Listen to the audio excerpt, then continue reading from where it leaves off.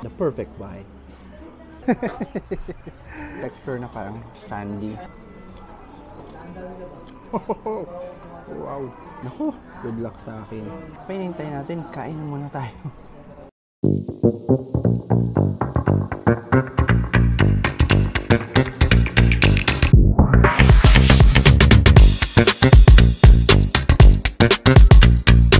So what's up mga tita at mga tita, this is your Tito Q, your coffee buddy. And nandito tayo ngayon sa Sampaguita Street sa General Santos City to somehow eat one of Jensen's hidden food gems. Nung nakaraan nandun tayo sa Arroz Caldo, ngayon nandito tayo sa isa sa mga pangmalakasang karinderya sa Jensen. Madami kasing mga karinderya dito na nag-o-offer ng masasarap na pagkain, mura, at the same time magandang customer service. Yung Carlitos Kainan, yung pupuntahan natin ngayon, matagal na kaming suki dyan. Actually, when I was still practicing as a nurse, ito yung spot kung saan kami nagbe-breakfast. Kung day off ko naman, ito naman yung spot kung saan kami kumakain ng lunch. No? So, yun. At saka, dito rin kami bumibili ng ulam minsan. No? Masarap yung pagkain, mura, and at the same time, paano ba? Masikaso yung staff. Yun yung isa sa mga talagang unique selling points ng Carlitos.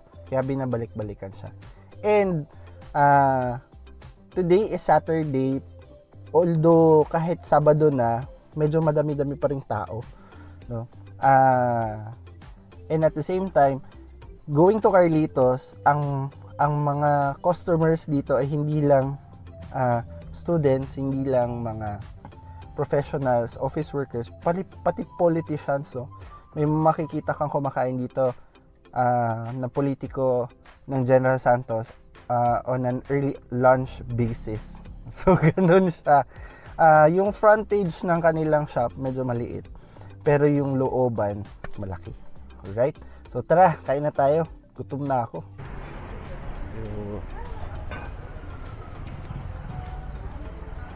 Uy, may dinuguan. Ay, ma'am. May dinuguan. Ayos. Pasok ako, ah.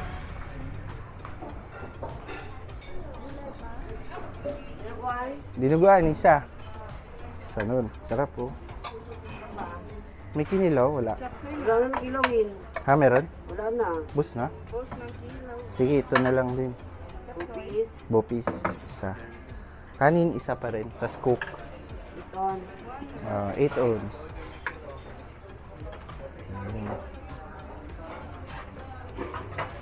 Sige, may asawa mo ka na sir. Ha? Yung asawa. Ang asawa? Ang sama ng asawa? This is one rice. One rice. Kasata. Tapos ano, yung ano yan, yung Labong. labong, isa. So kung mapapansin nyo mga tita, yung serving ni Carlitos ng pagkain niya, medyo madami. Yan. So sulit na sulit. Mga tita at mga tita, kung last vlog ay ang ginawa natin ay 50 peso food challenge. Ngayon naman, hindi nakakayanin ng 50 pesos yun. So ang gagawin natin ngayon, I think this is going to be more of a 200 peso food challenge or less. No?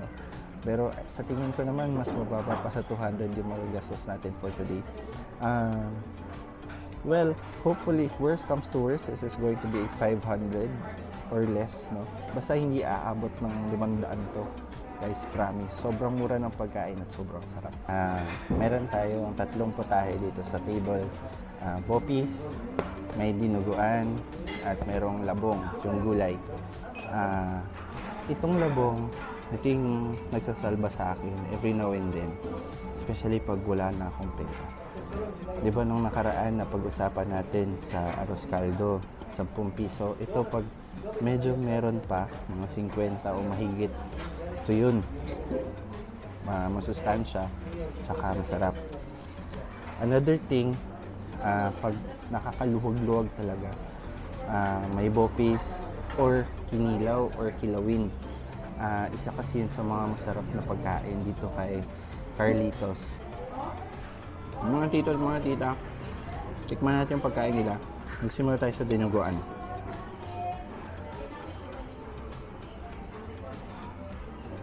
Sarap.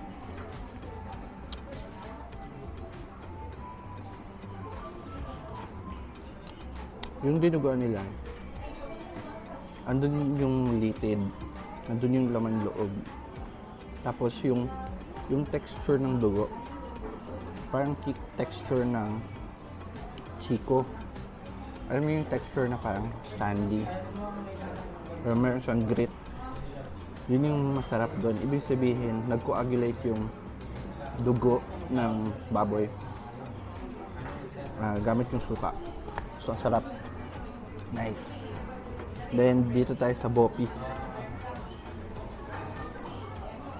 And, itong dinuguan na to, ito yung klase ng dinuguan na malapot.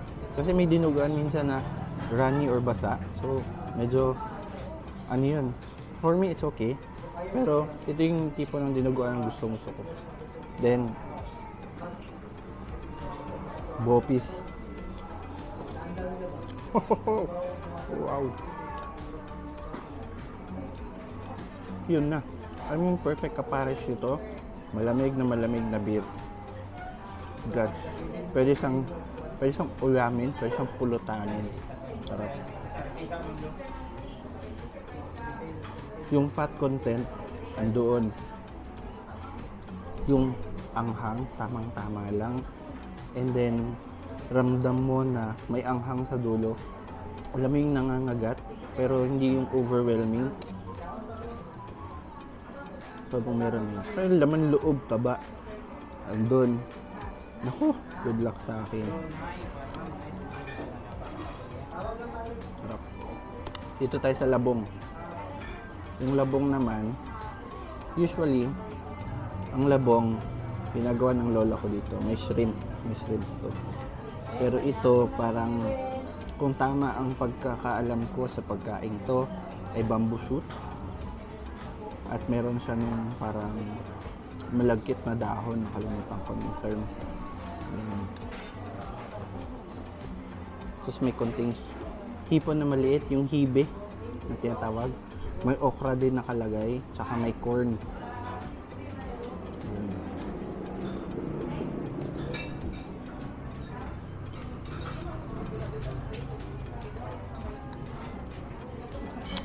Wow. Sarap. Sarap.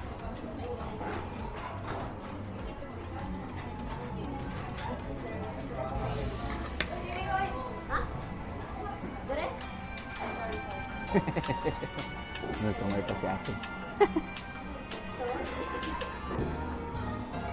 Okay lang. So yun, sarap. Ay, may kamatis pa pala to.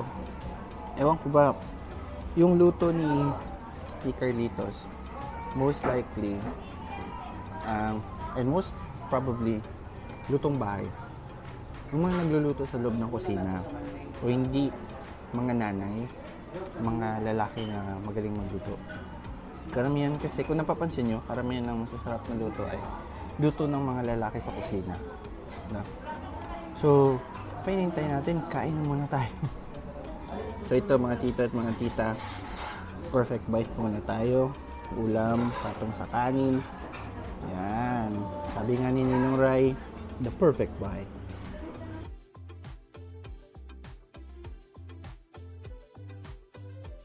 So tapos na tayong kumain.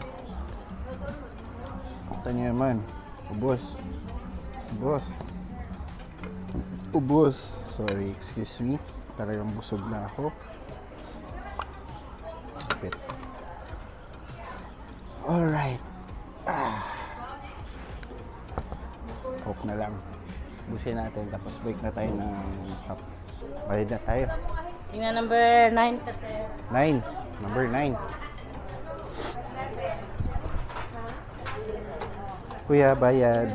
Number 9. Number 9. Rice, dabong, dinuguan, bupis, Coke, 170. 170. Tingin. 170. Anong tawag mo, sir? Ito, ayun, camera pa din. Usable. Yung camera lang talaga siya. Oo, pang video, picture. Marami din siyang storage makakaya na. Oh, depende sa memory card. 170. So may change pa ako. Yan. Si Kuya matagal na to dito. Ay, Professional pa ako, nag-nurse pa ako, dito na siya. So yun. tagal ka na rin pala dito nakaano. Oo, palagi. Hindi ba doon si Damian, no? Damian din. Ah, Damian din Apo. dito. Yung bus ano pa? 2014. 14. Oo, 2014. Ay, pala mga ano dito, mga first boxer. Yes, OG.